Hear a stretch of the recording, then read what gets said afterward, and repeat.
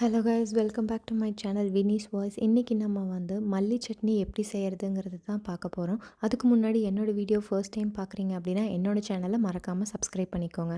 And வாங்க வீடியோக்குள்ளே போகலாம். ஃபஸ்ட் ஒரு கடாயில் ஆயில் ஊற்றிக்கோங்க. ஒரு ஸ்பூன் அளவு இருந்தால் போதும். அதுக்கப்புறம் ஒரு ஸ்பூன் கடலப்பருப்பு ஆட் பண்ணிக்கோங்க. அதுக்கப்புறம் சின்ன வெங்காயம், ஒரு 10 சின்ன வெங்காயம் ஆட் பண்ணிக்கோங்க.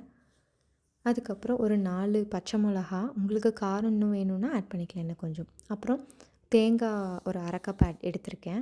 இது எல்லாத்தையும் நல்லா சாட் பண்ணிக்கோங்க. நல்லா சாட் பண்ணிட்டு கொஞ்சமாக வேர்க்கடலை சேர்த்துருக்கேன். ஒரு 2 ஸ்பூன் அளவு வேர்க்கடலை. இது கொஞ்சம் டேஸ்ட் கொடுக்கும் நம்ம சட்னிக்கு.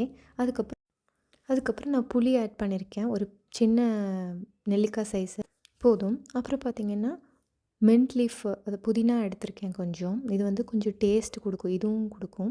நெக்ஸ்ட்டு பார்த்திங்கன்னா மல்லி இலை. நான் ஒரு கையளவு மல்லி இலை எடுத்திருக்கேன்.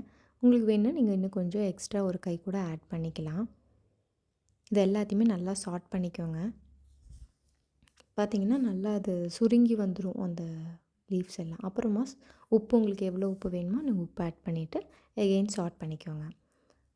சாட் பண்ணதுக்கப்புறம் அது ஒரு ஜாருக்கு மாற்றி அதை அரைச்சிருங்க. அரைக்கும்போது பார்த்திங்கன்னா ரொம்ப நைஸாக அரைக்காதீங்க, நல்லா இருக்காது. கொஞ்சம் ஒரு பரபரன்னு இருக்க மாதிரி அரைச்சிக்கோங்க. அப்புறம் தாளிப்புக்கு ஒரு கடாயில் அகைன் எண்ணெய் ஊற்றிக்கோங்க. அதுக்கப்புறம் காஞ்சதுக்கப்புறம் கடுகும் கருவேப்பிலை இலையும் போட்டு கொட்டிக்கோங்க. இதுக்கு மேலே உங்களுக்கு வேணால் வரமிளகா ஆட் பண்ணி கார்னிஷ் பண்ணிக்கோங்க.